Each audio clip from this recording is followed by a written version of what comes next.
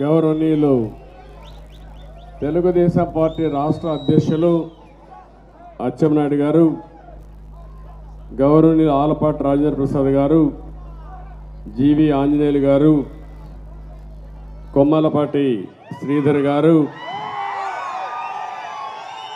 రాధాకృష్ణ గారు, రెడ్డి సుబ్రహ్మణ్యం గారు, రెడ్డి అనంతలక్ష్మి గారు, అనగాని సత్యప్రసాద్ గారు, ఆనందరావు గారు, మందలపు రవి గారు, కొండపల్లి అప్పలనాయుడు గారు, సత్యానందం గారు, స్వామిదాస్ గారు, పాతర్ల రమేష్ గారు, యార్లగడ్డ వెంకట్రావు గారు, అదే మరి వీళ్ళందరి ఆధ్వర్యంలో ఈరోజు మీరు చూస్తే తణుకు నుంచి గుర్రు అప్పారావు, కడియాల సూర్యనారాయణ, వీళ్ళు కాకుండా ముఖ్యమైన నాయకులు చాలామంది బడుగు బలహీన వర్గాల నుంచి పార్టీలు చేరుతున్నారు.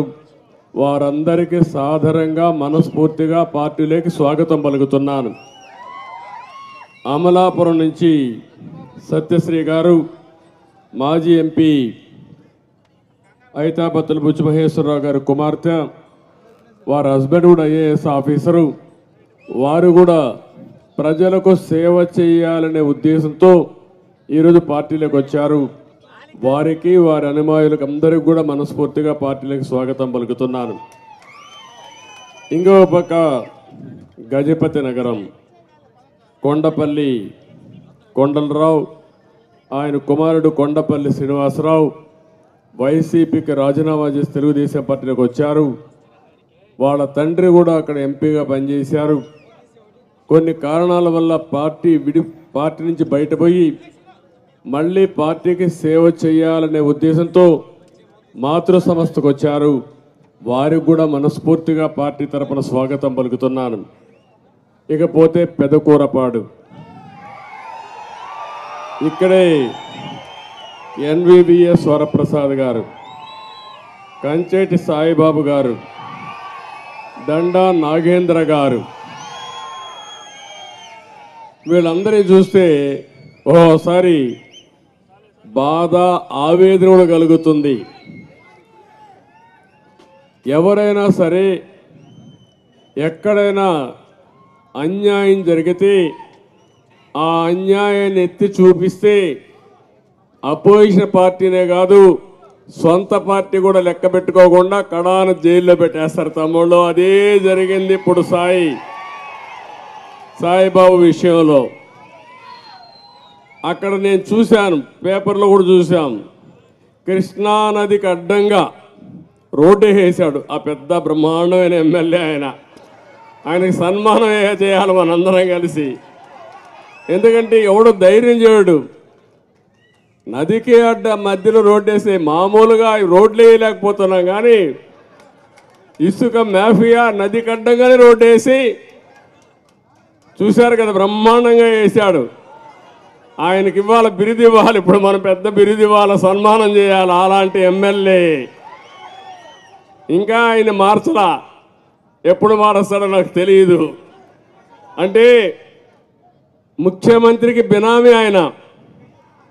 మొత్తం 2 జిల్లాల్లో ఇసుక మొత్తం లావాదేవీలు ఆయనే చూశాడు.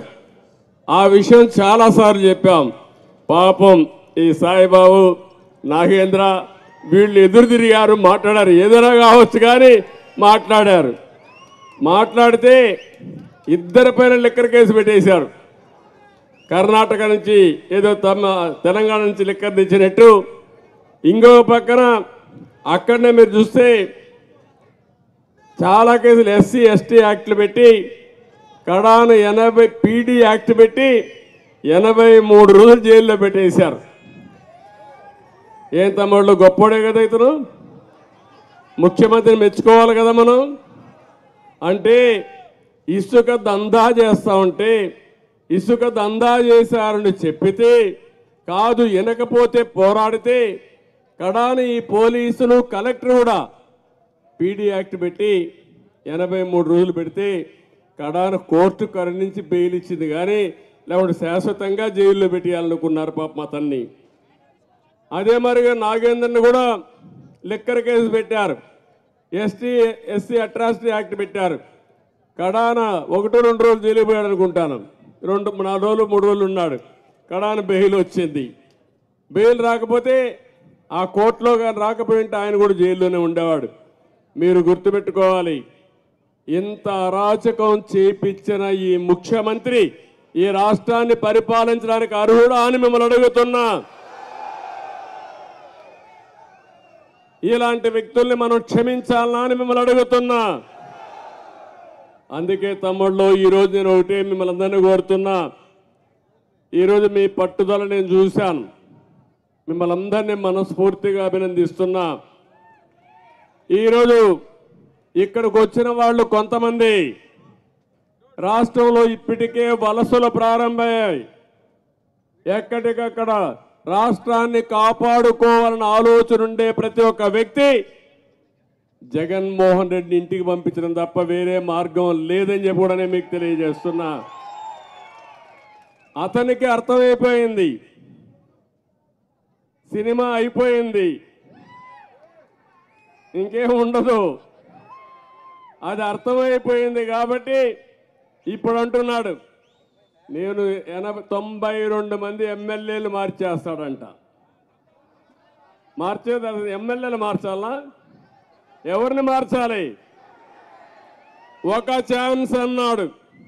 పాపం ఒక ఛాన్స్ మన పాలిట శాపంగా మారిపోయింది. అవునా కాదా అని మిమ్మల్ని అడుగుతున్నా. ఏ ఒక్కరి జీవితాలైనా బాగున్నాయా అని మిమ్మల్ని అడుగుతున్నా. ఒక రైతు తీసుకోండి, అప్పుల పాలైపోయారా లేదా మీరు? దివాలా తీశారా లేదా మీరు? ఆత్మహత్యలు చేసుకుంటున్నారా లేదా మీరు? ఒక రైతు వదిలిపెట్టండి. అక్వా రైతు, మా తమ్ముడు చెబుతున్నాడు, అక్వా రైతు. ఒకప్పుడు అక్వా రైతు రొయ్య మార్గం మీసాలు మెలేసే పరిస్థితి ఉంటే ఈరోజు ఏ పరిస్థితి మీది?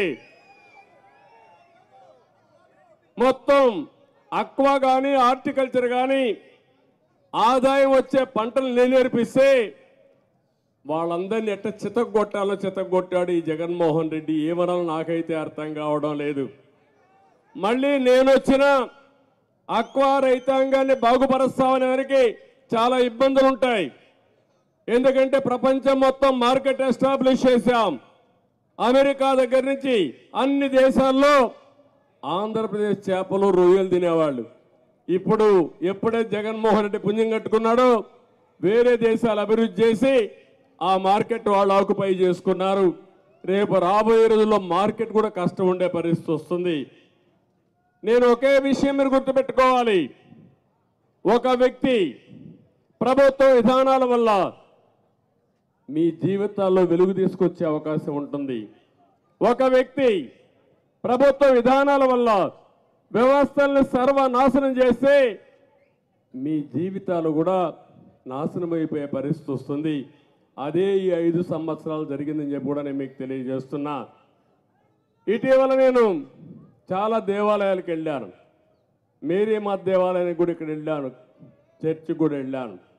అందరి దగ్గర పూజలు చేసిన తర్వాత నిన్న ఈరోజు మీరు చూస్తే నేను 2 యజ్ఞాలు చేశాను. ఒకటి సుదర్శన నారసింహ యోగం, 2 చండీ యాగం చేశాను. నా కోసరం కాదు, ఈ రాష్ట్రంలో ఉండే ప్రజల కోసం నేను ఈ యజ్ఞాలు చేశాను.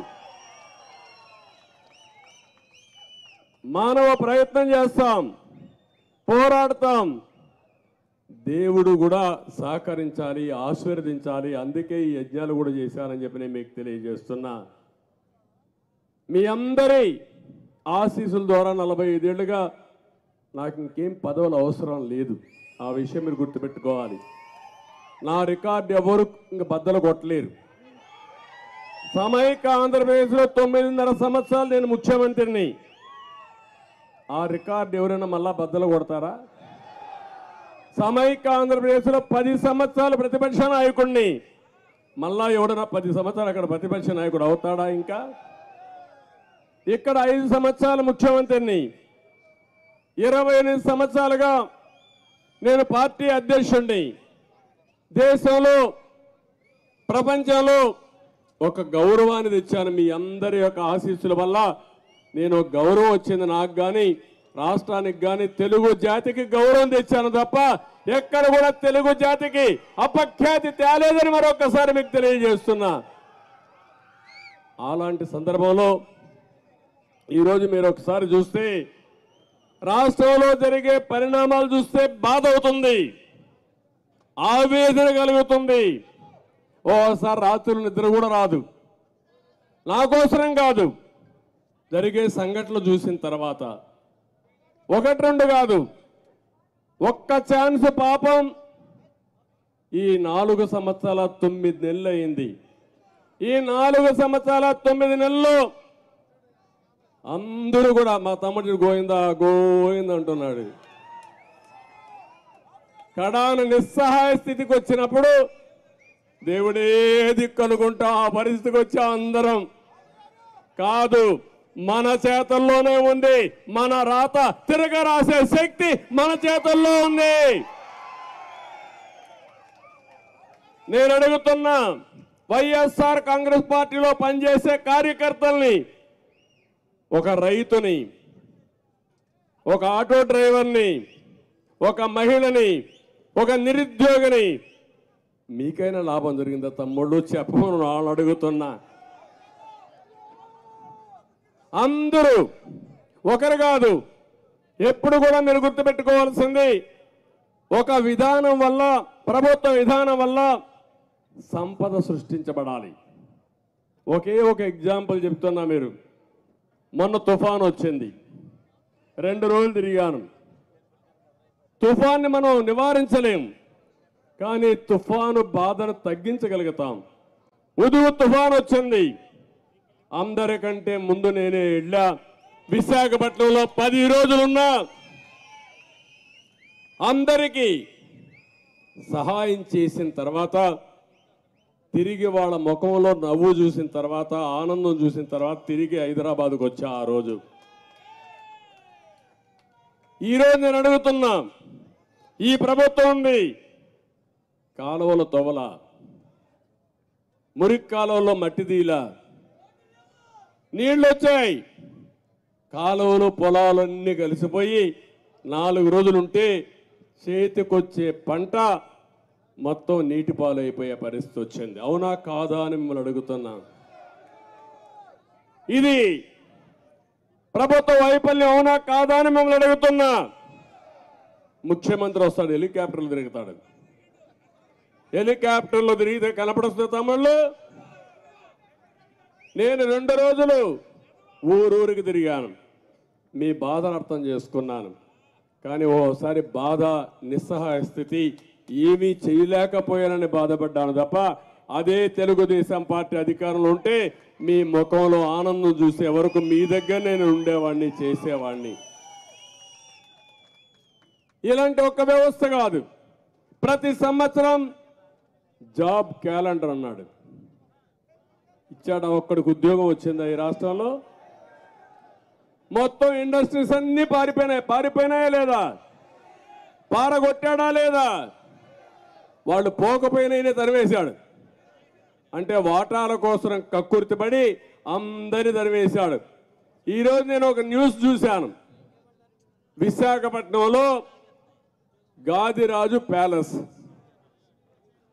ఒక అతను ముచ్చటపడి మంచి ఇల్లు కట్టుకున్నాడు. మనం కూడా కట్టుకుంటామా లేదా? కష్టపడినాక డబ్బులుంటే ఇల్లు కట్టుకుంటాం, ఇంకా ఎక్కువ డబ్బులు వస్తే ఇంకా దాన్ని కొట్టేసి మంచి ఇల్లు కట్టుకుంటాం. మన పిల్లలు సంపాదించి బయట నుంచి పంపిస్తే ఇల్లు కట్టుకుంటామని చేస్తాం మనం. వీళ్ళు పోతా ఉంటే ఇది ఏదో చూడాలి, ఇది నేను కూడా ఇంకా డెప్త్కి వెళ్ళాలి. పోతా ఉంటే ఆ ఇంటి మీద ముఖ్యమంత్రికి కన్ను పడిందంట. ఇంకా అయిపోయింది ఆ పని. ఆ ఇల్లు మాకు కావాలని వీళ్ళు ముచ్చటపడ్డారు కాబట్టి ఆ ఇల్లు కావాలన్నారు. ఆయన అన్నాడు, నేను ఎందుకు ఇస్తానయా, నా ఇల్లు ఇది అన్నాడు. అంటానే ఏం చేశారు తెలుసా? ఎప్పుడో ఇది ఉందని 22A కింద పెట్టేశారు. ఇప్పుడు రికార్డులు చాలా స్పష్టం తమ్ముళ్ళు. మీ భూమి మీద అవునా కాదా దినాము చెక్ చేసుకోవాలా మీరు ఇంక రాబోయే రోజుల్లో.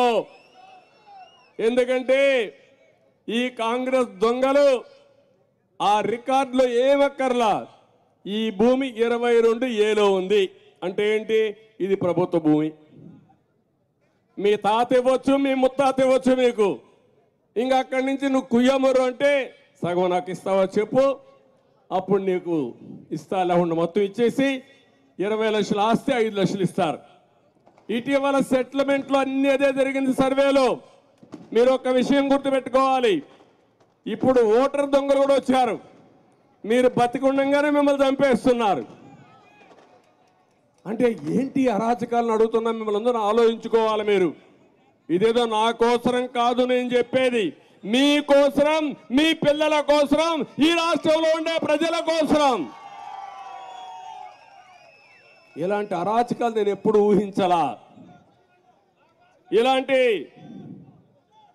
ఈ కళ్యాణ మండపాన్ని చూస్తే ఇప్పుడు కొత్తగా ఒకటి తెచ్చారు. నేను చెప్పింది ఈ గాదిరాజు ప్యాలెస్ది.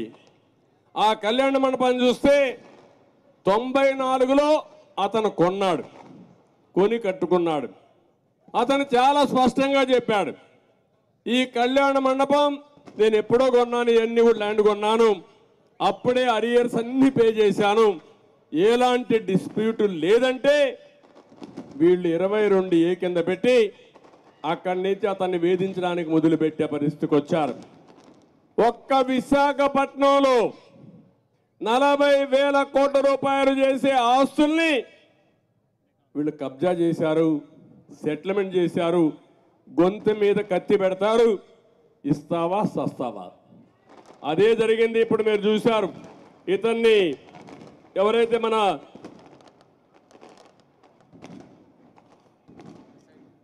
ఇప్పుడే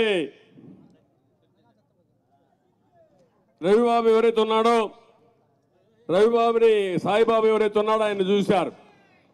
సాయిబాబును చూస్తే ఆయన వినలేదు కాబట్టి PD act, preventive detection act, అది పీడీ యాక్ట్ అంటే ఇంకా బెయిల్ కూడా రాదు, ఇమ్మీడియట్గా అరెస్ట్ చేస్తారు. తర్వాత ఎప్పుడో వస్తే 2 ఏళ్లకో 3 ఏళ్లకో బెయిల్ వస్తుంది. అధికారం ఉందని ఇలాంటి తప్పుడు కేసులు పెట్టినప్పుడు ఈ గాదిరాజు ప్యాలెస్ ఓనరు బెదిరించారు. ఇప్పుడు పేపర్లో వచ్చినాయి ఇవన్నీ. బెదిరిస్తే ఆయన భయపడిపోయి ఇప్పుడు స్టేట్మెంట్ ఇచ్చాడు, నన్ను ఎవరు అడగలేదు, నా ఇల్లు నాదే, నా కళ్యాణ మండపం నాదే, నాకేం సంబంధం లేని స్టేట్మెంట్ ఇచ్చే పరిస్థితికి వచ్చారు. ఇక్కడే గుంటూరులో శంకర్ ప్యాలెస్, మీకు చాలా మంది తెలిసి ఉంటుంది, ఐడియా ఉందా? శంకర్ ప్యాలెస్, శంకర్ విలాస్, మా చెల్లెమ్మంటుంది శంకర్ విలాస్. శంకర్ విలాస్ని పాప ఆ తల్లి చెప్పిన రంగనాయకమ్మ, ఆ రంగనాయకమ్మ చేసిన తప్పేంటంటే ఎల్జీ పాలిమర్స్ యాక్సిడెంట్ అయింది, ఇది తప్పని ఒక ట్వీట్ పెట్టింది. అదే ఆ మహాతల్లికి శాపంగా మారింది. నెక్స్ట్ డే ఆవిడని అరెస్ట్ చేశారు. అరెస్ట్ చేసినారుగా కోర్టు తీసుకుపోతే 41A నోటీస్ ఇమ్మని చెప్పారు. ఆ రోజు మేము కూడా సహకరించాం. అక్కడి నుంచి ఆవిడ మీద పడ్డారు.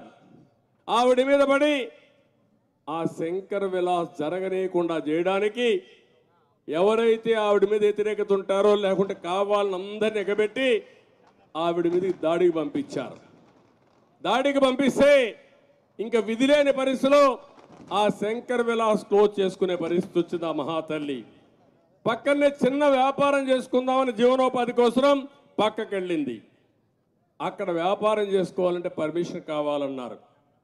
ఆ పర్మిషన్ తీసుకోవాలంటే మళ్ళీ వీళ్ళు అన్నారు ఇవ్వకూడదని చెప్పి అందరూ చెప్పి ఇవ్వకుండా చేసేశారు.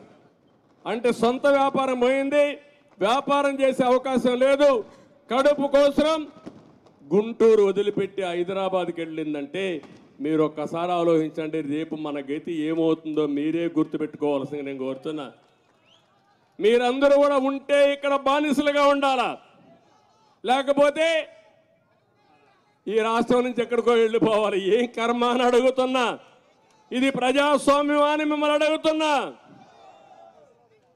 అంటే ఎవడైనా మాట్లాడితే వాళ్ళ మీద కేసులు పెట్టేస్తారా మీరు?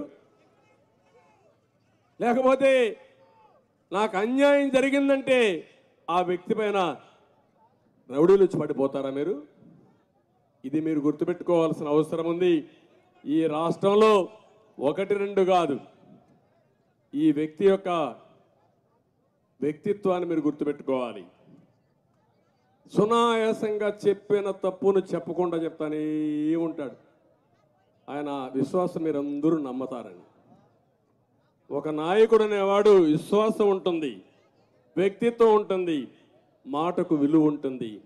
మాటకు విలువ లేని వ్యక్తి ఈ జగన్మోహన్ రెడ్డి అని చెప్పి కూడా నేను మీకు తెలియజేస్తున్నా.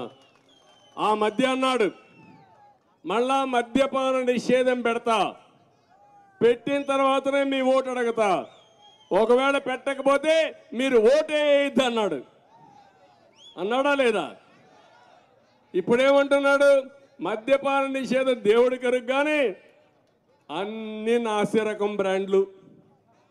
మీ జీవితాలతో ఆడుకున్నాడు. లెఫ్ట్ అండ్ రైట్ ఎంతమంది చనిపోవాలని మంది చంపేశాడు. ఆరోగ్యాన్ని సర్వనాశనం చేశాడు. దేశంలో దొరికే బ్రాండ్లు ఎక్కడా ఇక్కడ దొరకవు, అన్ని స్పెషల్ బ్రాండ్లు. అవునా కాదా?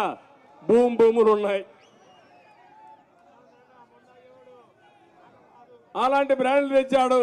ఇప్పుడేం చేశాడు? 25 ఏళ్ళు లిక్కర పైన అప్పు తెచ్చాడు. తెచ్చాడా లేదా?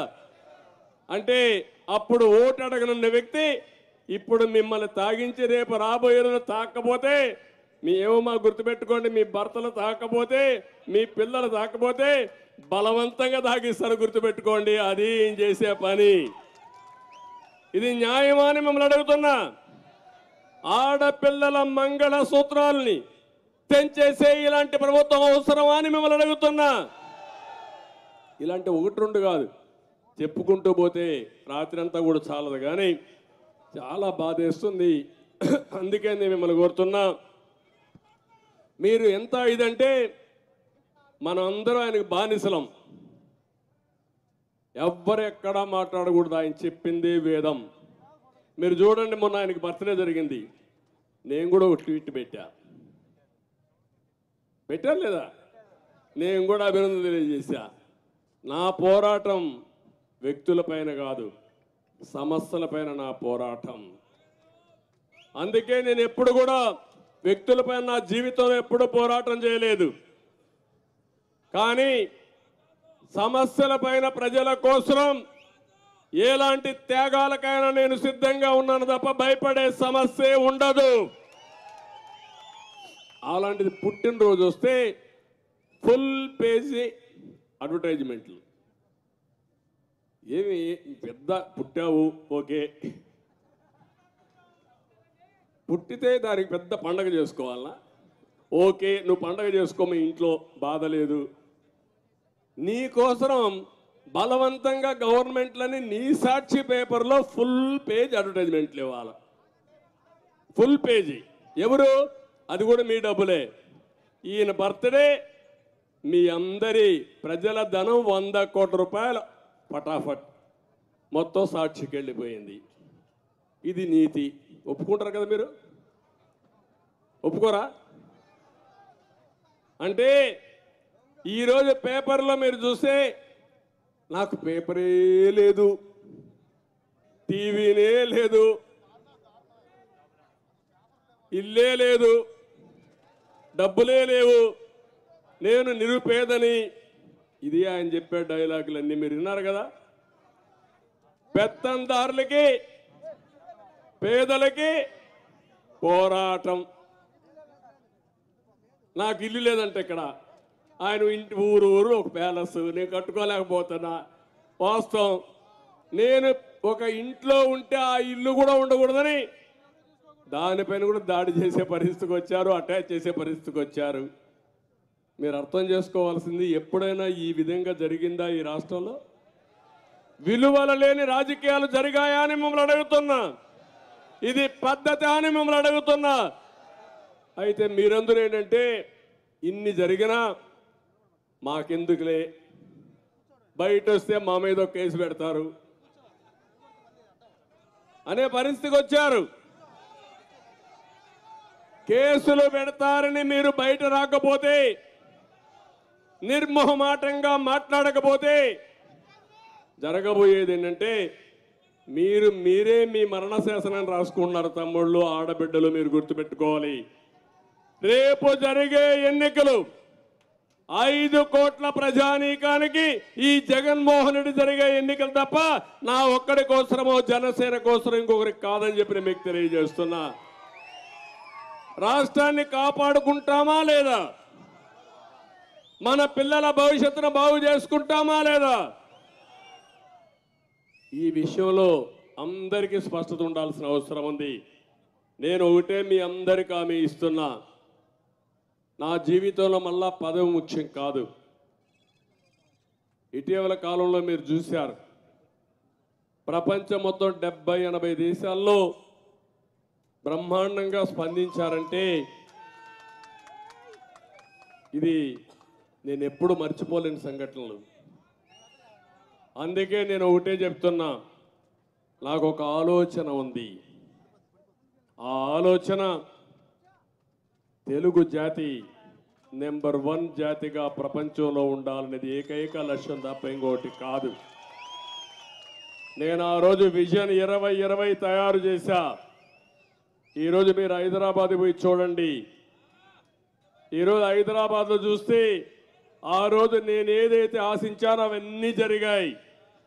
ఆ రోజు ఒక మాట చెప్పాను, మీ పిల్లల్ని బాగా చదివించండి, మీ జీవితాల్లో వెలుగు తీసుకొస్తారు, మీ కుటుంబానికి పేరు తీసుకొస్తారని చెప్పాను. నా మీద నమ్మకం ఉండి చదివించిన వారంతా ప్రపంచం మొత్తం వెళ్ళారు, బ్రహ్మాండంగా ఉద్యోగాలు చేశారు, తిరిగి మీకు డబ్బులు పంపిస్తున్నారు. మీరు కూడా గర్వపడే విధంగా చేశారు. ఈరోజు ప్రపంచంలో ఎక్కువ ఆదాయం సంపాదించేది ఎవరంటే ఇండియన్స్, భారతదేశం వాళ్ళు.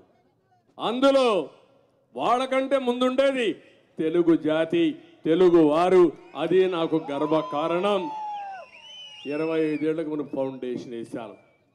ఇప్పుడు నేను కోరుకునేది 5 కోట్ల మంది ఆంధ్రప్రదేశ్లో ఉన్నాం, 5 కోట్ల మంది తెలంగాణ, వేరే రాష్ట్రాల్లో, విదేశాల్లో ఉన్నారు. వాళ్ళు బాగానే సెటిల్ అవుతున్నారు. తెలంగాణలో కూడా ప్రభుత్వాలు మారాయి కానీ ఎక్కడ కూడా అభివృద్ధి నిరోధించలేదు. ఆ రోజు నేను చూపించిన దారి ఏదైతే ఫౌండేషన్ వేసామో దాన్ని కొనసాగించే పరిస్థితికి వచ్చారు. దాన్ని గర్వపడుతున్నా. ఇక్కడేమైంది? అమరావతి మొత్తం పోయిందా లేదా? ఎన్ని లక్షల కోట్ల రూపాయల ఆస్తి విధ్వంసం అయిపోయిందో ఒక్కసారి మీరు ఆలోచించండి. ఇంకా 3 నెలలు ఇంటికి పోతాడు. ఇప్పుడు విశాఖపట్నానికి రాజధాని మార్చేస్తాడంట. నిన్న కూడా కోర్టులో చీవాట్లు పెట్టి ప్రభుత్వ ఆఫీసులు ఏది కూడా షిఫ్ట్ చేయడానికి వీలు లేదని వాతలు పెట్టే పరిస్థితి వస్తే సిగ్గులేని ప్రభుత్వం ఇంకా మాట్లాడుతుంది. ఈ ముఖ్యమంత్రి విశాఖపట్నంలో 500 కోట్ల రూపాయలు ఖర్చు పెట్టి రిషికొండ బోడిగుండు కొట్టేసి అక్కడ ప్యాలెస్ కట్టే పరిస్థితికి వచ్చాడు. ఏమన్నా నాకు అర్థం కాలేదు. ఒకటి కాదు, ఇలాంటివి సంఘటనలు ప్రతిరోజు జరుగుతున్నాయి. అందుకే నేను మిమ్మల్ని అందరినీ కోరేది, మనందరం కలుద్దాం. ఈరోజు రాజకీయాలకు అతీతంగా కోరుతున్నా, తెలుగుదేశం పార్టీ ఒక నిర్దిష్టమైన సిద్ధాంతాలు ఉన్నాయి. ఈరోజు చాలామంది వెనుకబడిన వర్గాలు వచ్చారు. వారందరినీ మనస్ఫూర్తిగా సాదరంగా పార్టీలోకి స్వాగతం పలుకుతున్నా. ఎస్సీలు వస్తున్నారు, వారికి కూడా స్వాగతం పలుకుతున్నా. ఎస్సీలు కానీ, బీసీలు కానీ, మైనారిటీ కానీ అందరం కలవాల్సిన అవసరం ఉంది. ఎస్టీలు కానీ కలవాల్సిన అవసరం ఉంది. కలవడం కాదు, మళ్ళీ మనం అందరం కలిసి రేపు జరిగే ఎన్నికల్లో ఏకపక్షంగా ఎన్నికలు జరగాలి. నేను ఒకటే మిమ్మల్ని కోరేది, ఈరోజు ఇలాంటి వ్యక్తి రాజకీయాలకు పనికిరాని వ్యక్తి. నేను చాలామంది ముఖ్యమంత్రులు చూశాను.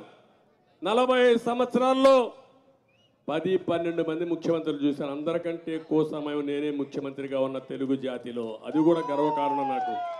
అది నా గొప్ప కాదు, మీరు ఇచ్చినటువంటి ఆశీస్సులు అవన్నీ. కానీ ప్రతి నిమిషం నేను ఆలోచించాను, బాధ్యతగా ప్రవర్తించాను. మళ్ళీ నా వల్ల మీకు ఏ విధంగా మేలు చేయాలని ఆలోచించాను తప్ప ఎప్పుడు కూడా అపోజిషన్ పార్టీల మీద దాడి చేయాలనో నష్టపరచాలని నేను ఎప్పుడూ ఆలోచించలేదు. నా పోరాటం సమస్యల పైన, మీ భవిష్యత్తు పైన పోరాడాను, నేను చేశానని చెప్పి కూడా నేను మీకు తెలియజేస్తున్నా. అందుకే నేను కోరేది, రేపు జరిగే ఎన్నికలు అన్ని రాజకీయ పార్టీలు ఆలోచించుకోవాలి, రాజకీయ పార్టీల కార్యకర్తలు ఆలోచించుకోవాలి. దానికంటే ముందు ముఖ్యంగా పేద ప్రజానీకం ఆలోచించాలి. కులాలకి, మతాలకి, ప్రాంతాలకు అతీతంగా అందరూ ఆలోచించుకొని ముక్త కంఠంతో ముందుకు రావాల్సిన అవసరం ఉంది. నేను అందరి వాడిని కానీ నేను ఏ ఒక్కరి వాడిని కాదని మరొక్కసారి మీ అందరికీ స్పష్టం చేస్తున్నా. ఎక్కడ పేదవాడు ఉంటే అక్కడ నేను ఉంటాను. నా జీవితాశయం ఒకటే, పేదరికం లేని సమాజాన్ని చూడాలనేది నా జీవితాశయం. రెండోది, తెలుగువారు ప్రపంచంలోనే నెంబర్ 1 కమ్యూనిటీగా ఉండాలనేది నా లక్ష్యం అని చెప్పి మీ అందరికీ తెలియజేస్తున్నా. ఇది సాధ్యం కాదని ఎవరన్నా అనుకుంటే అది పొరపాటు. సాధ్యం అవుతుంది, ఇప్పటికీ చేసి చూపించాం. అందుకే నేను ఒకటే అంటున్నాను, నాకు ఒక స్పష్టత ఉంది, ఒక విజన్ ఉంది, జీవితంలో ఒక ధ్యేయం ఉంది, ఒక ఆశయం ఉంది. ఆ ఆశయం నన్ను ఆశీర్వదించిన మీరు బాగుండాలని ఏకైక లక్ష్యం తప్ప వేరే లక్ష్యం లేదని చెప్పి నేను మీకు తెలియజేస్తున్నా. ఎక్కడ సమస్యలుంటే అక్కడ నేను ఉంటా. 45 సంవత్సరాల అనుభవం. అదే సమయంలో మళ్ళీ మీకు హామీ ఇస్తున్నా, కష్టపడతా. ఇంతవరకు ఎంత చేశానో దానికంటే ఎక్కువ చేసి మీ రుణం తీర్చుకుంటానని చెప్పి కూడా నేను మీకు తెలియజేస్తున్నా. అయితే ఈ 100 రోజులు ప్రతి ఒక్కరు ఆలోచించాలి. ఇంటింట్లో ఆలోచన జరగాలి, ఆడబిడ్డలు ఆలోచించాలి, యువత నిరుద్యోగులు ఆలోచించాలి, చదువుకునే పిల్లలు ఆలోచించాలి, రైతులు, రైతు కూలీలు ఆలోచించాలి, కౌలు రైతు ఆలోచించాలి, భవన నిర్మాణ కార్మికులు ఆలోచించాలి. అందరూ ఆలోచించండి. మీరు ఆలోచించి సరైన నిర్ణయం తీసుకుంటే ఆ తర్వాత నడిపించే బాధ్యత తెలుగుదేశం పార్టీ, జనసేన తీసుకుంటామని మరొక్కసారి మీ అందరికీ హామీ ఇస్తున్నా. ఇది బిగినింగ్ మాత్రం. ఇప్పుడే అన్నాడు, మీరు చూశారు, నేను సూపర్ 6 ఇస్తే ఈ ముఖ్యమంత్రి అంటున్నాడు నేను కూడా ఉచిత ప్రయాణ సౌకర్యం మా ఆడబిడ్డలకు ఏర్పాటు చేస్తానని నేను హామీ ఇచ్చాను. ఇప్పుడు ఆయన ఓడిపోతాడని సర్వేలు వచ్చేసాయి. అందుకే నేను కూడా ఉచితంగా బస్సుల్లో ఆడబిడ్డలకు ప్రయాణ సౌకర్యం ఏర్పాటు చేస్తాను. బాగానే ఉంది. వాళ్ళ దగ్గర దోచుకున్న నిత్యావసర వస్తువుల ధరలు పెరుగుతాయి, ఎవడిస్తాడు ఆ డబ్బులు తిరిగి? కరెంటు ఛార్జీలు దోపిడీ చేశారు, ఎవరిస్తారు ఆ డబ్బులు తిరిగి? పన్నులు పెంచి విపరీతంగా చేశారు, ఎవరిస్తారు ఆ డబ్బులు? ఇసుకలో దందా చేశావు, ఆ డబ్బులు తిరిగి ఎవరిస్తారు? మద్యాన్ని అమ్ముకొని వాళ్ళ జీవితాలు నాశనం చేశావు. ఇవన్నీ క్షమించరాని నేరాలని చెప్పి కూడా నేను మీకు తెలియజేస్తున్నా. అందుకే నేను ఒక మాట అన్నాను, మార్చవలసింది ఎమ్మెల్యేలు కాదు, మార్చవలసింది ఎవరిని? ఇప్పుడు ఉదాహరణ, మీ నియోజకవర్గం శంకర్రావు వ్యాపారం చేసుకున్నాడు, ఎమ్మెల్యే, పేరు కూడా చెప్పకూడదు కానీ వచ్చేసింది. ఒకప్పుడు వ్యాపారం చేసుకునేవాడు, పిలిపించి ఏం చేశారు మీరు? అతన్ని ఎమ్మెల్యే చేసావు, బాగానే ఉంది. చేసిన తర్వాత ఏం చేశావు? దొంగ వ్యాపారం చేయమన్నావు. ఏది? ఇసుక వ్యాపారం. అది ఎవరు చేపించారు? ముఖ్యమంత్రి. ఇప్పుడు అంటాడు ఏమని? వీడు వ్యాపారం చేసుకున్నాడు, చెడ్డ పేరు వచ్చింది, ఈయన్ని మార్చేస్తే నాకు మంచి పేరు వస్తుంది కాబట్టి శంకర్రావును మార్చేస్తానంటావు. న్యాయమా ఇది? న్యాయమా అని మిమ్మల్ని అడుగుతున్నా. శంకర్రావును మారిస్తే పరిస్థితులు మారు. మార్చవలసింది ఎవరిని? ఈ సమస్యకు మూల కారణం ఎవరని అడుగుతున్నా మిమ్మల్ని. ఈ విషయం ముందు చెప్పాల్సిన అవసరం ఉంది. అందుకే తొందరలో నేను ప్రజల దగ్గరికి వస్తా. రాబోయే 5 ఏళ్ళు ఏం చేయబోతాను నిర్దిష్టంగా చెప్తా. మీలో చైతన్యం తీసుకొస్తా. నేను చెప్పే ప్రతి మాట నిలబెట్టుకొని మీ రుణం తీర్చుకుంటానని మరొక్కసారి మీ అందరికీ తెలియజేస్తున్నా. అందుకని ఈరోజు ఇక్కడికి వచ్చిన మిమ్మల్ని అందరినీ మనస్ఫూర్తిగా అభినందిస్తూ చర్చ జరుగుతూ ఉంది రాష్ట్రంలో. మొన్నటి వరకు భయపడ్డారు, ఇప్పుడు ఎవ్వరు భయపడడంలా, క్లియర్గా చెప్పేస్తున్నారు. ఎవ్వరు కూడా నేను చెప్తున్నా, ఈసారి ఎన్నికల్లో వైఎస్ఆర్ కాంగ్రెస్ పార్టీ చిత్తుగా ఓడిపోవడం దానికి సిద్ధంగా ఉన్నారా మీరు? అది మీరు చేయండి. ఈ రాష్ట్రానికి పట్టి పీడిస్తున్న శని ఈ జగన్మోహన్ రెడ్డి, ఇది మంచిది కాదు. ఇంతమంది బాధ పెట్టి ఈ ఒక్కడేం దోచుకుంటాడో నాకు అర్థం కావడం లేదు. ఏదేమైనా ప్రజా చైతన్యం తేవడం నా బాధ్యత. మీరు ఎంపిక చేసుకున్న ఒక నాయకుడిగా మీలో చైతన్యం తీసుకొచ్చి ఇలాంటి వ్యక్తులు రాజకీయాలకు అర్హులు కాదని నిరూపించడం కోసం ముందుకు పోతామని మరొక్కసారి తెలియజేసుకుంటూ ఈరోజు మీరు చూపించిన అభిమానానికి పేరు పేరున అందరికీ స్వాగతం పలుకుతూ మళ్ళీ ఒక్క విషయం చెప్తున్నాను. ఇక్కడుండే వాడికే కాదు, రాష్ట్రంలో ఉండే ప్రతి ఒక్క నాయకుడికి, ఎవరైనా సరే వేరే పార్టీల నుంచి కార్యకర్తలు కానీ తటస్థంగా ఉండే వ్యక్తులు పార్టీలోకి వస్తానంటే స్వాగతం పలకండి, అందరిని రమ్మనండి.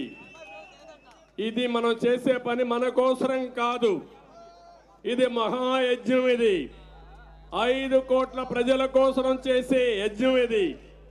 ఇందులో అందరూ ఎవరు వస్తే వాళ్ళు తీసుకుందాం, మనం కూడా సహకరించాలి. ఈయన వస్తే ఓట్లు పెరుగుతాయి కానీ నాకు అడ్డం ఉంటాడు కాబట్టి ఈయన వద్దనుకుంటే మాత్రం మంచిది కాదు. ఈ రాష్ట్ర భవిష్యత్తు కోసం అవసరమైతే ఒక మెట్టు తగ్గి ప్రతి ఒక్కరిని కలుపుకొని అటు ఎమ్మెల్యేలు కానీ నాయకులు కానీ అందరం కూడా చేసి ముందుకు పోవాల్సిందిగా నేను కోరుతున్నా. నేను ఒకటే హామీ ఇస్తున్నా, ఎవరైతే నిజమైన కార్యకర్తలు పనిచేశారో ఎవరికి అన్యాయం జరగకుండా మీరు చేసిన త్యాగాలకి మీ రుణం తీర్చుకుంటా, అది కూడా ఎవ్వరికి అనుమానం అవసరం లేదు. అదే సమయంలో పార్టీ గెలిపే ధ్యేయంగా, పార్టీ కూడా కాదు రాష్ట్ర గెలిపే ధ్యేయంగా మీరు పనిచేయాల్సిందిగా మిమ్మల్ని అందరినీ కోరుకుంటూ చేస్తారని చెప్పి ఆశిస్తూ అందరికీ నమస్కారాలు. జై హింద్.